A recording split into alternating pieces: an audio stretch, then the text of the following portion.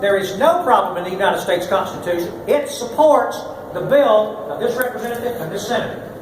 And I will stand ready to answer legal questions that may come up at the end. Representative Cody is going to come down. Yeah.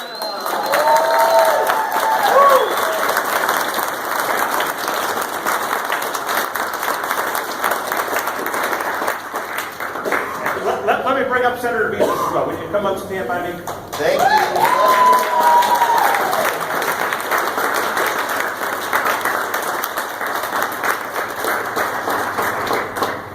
First, I want to tell you, I seen somewhere in the news that it says, lawmaker hears from God. All right?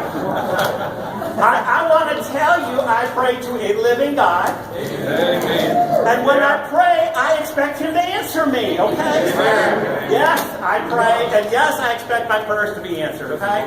And I do want to tell you that when this ruling came out, I believe that I heard that it was wrong and that people need to stand up for their Christian values. We cannot just let this go by. Right. Man. So, morally, I believe we have to stand. But at the same time, they trampled our Constitution. They trampled exactly what 81% of us voted on, and that is to be a man and a woman to be in marriage. No more, no less. And it said, when we voted on this 10 years ago, we said we anticipate a Supreme Court ruling. We thought about that. That's why the language was very specific when it said, even if a court rules against us, even if a court rules against us, here in Tennessee, we are going to stand. And my bill is doing nothing more, the bill that we're carrying is doing nothing more than reminding the folks, reminding the legislature, we're only upholding what we've already voted on, what already came to all of us.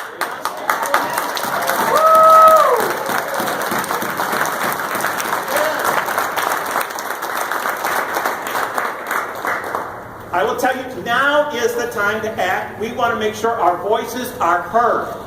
We want to make sure that the legislature, everybody knows that we're going to hold them accountable to nothing more than what our constitutional oath says. Senator Beaver, do you have anything to add? I don't think I could add anything to this. This is about not only morality, it's about states' rights. It's about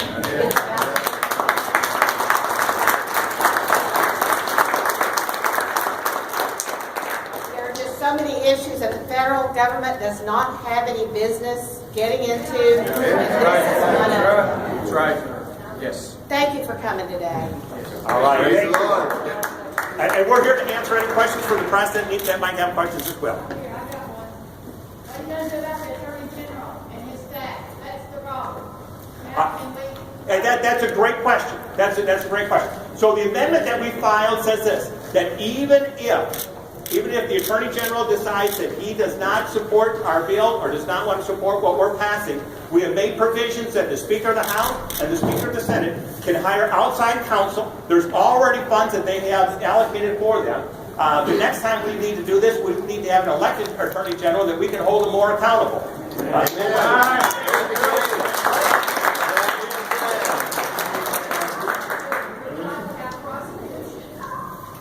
Amen. All right. I know that if you go to some of our offices, we got people, you can see who's on the committees. Let them know. Let the legislators know how you feel about this bill. And that makes a difference. Legislators listen to the people. So we would really hope that you can get to the legislators and get them to listen to what you have to say on this bill. All right. Anything else? Thank you all. Thank you all.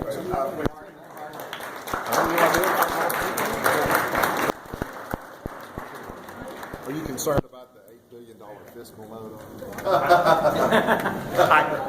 You know what? There is an 8.5. There is an 8.5 billion with a B. $8.5 billion fiscal note on here.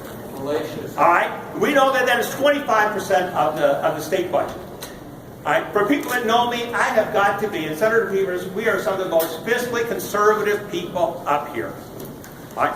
That is a real note. We're going to have to deal with that when we get to the Finance Committee.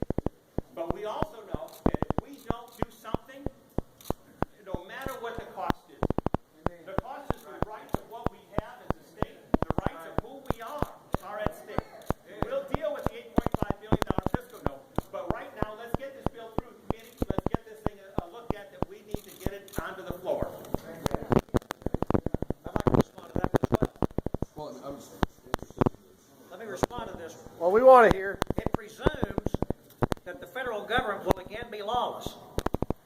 because they have no right to deny funds to the state for anything within state law or the state constitution. And so the fiscal note presumes that they will again break the law, as the Supreme Court's done already. And so I don't believe it's a real fiscal note, and I think that it will eventually show itself to be proven fallacious. Yes. Representative Pody, do you think that you have the votes in committee to get this bill moving? I am hoping with this crowd we can get the votes that I need to pass it in this committee. Have you talked to committee members?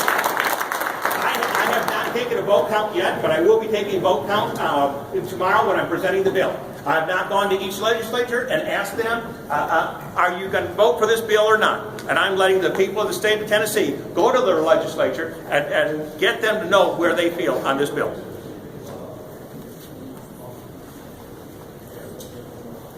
Any other questions for the press? Can I address the fiscal note? There are several Supreme Court decisions that say that the federal government cannot pass a law and then commandeer our state to implement that law or to pay to implement that law. There's not a federal law. The Supreme Court decided to take this issue up.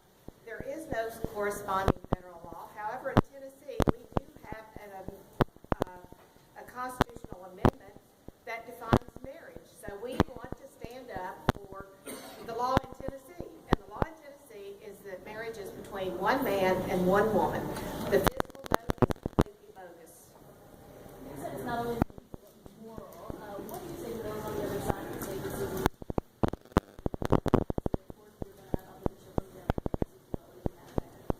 We expect some opposition.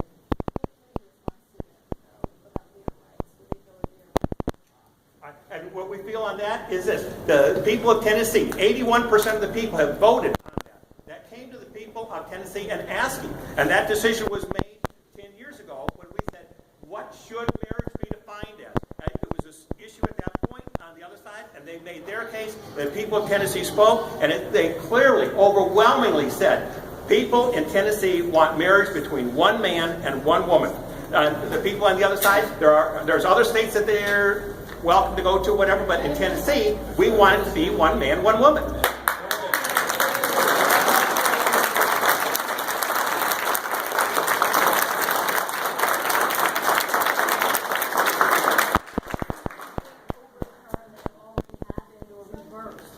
The marriage applications have changed.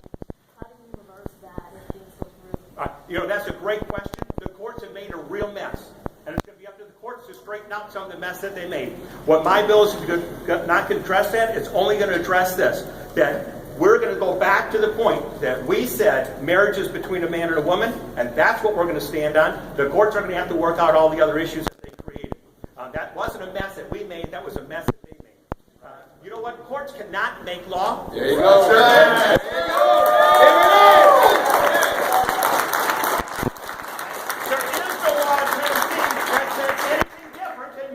Between a man and a woman. Show me a statute anywhere in Tennessee where it says marriage is between a man and a woman. A court cannot make a law to force us to do that. It is just unconstitutional. It's not within their rights. Yes?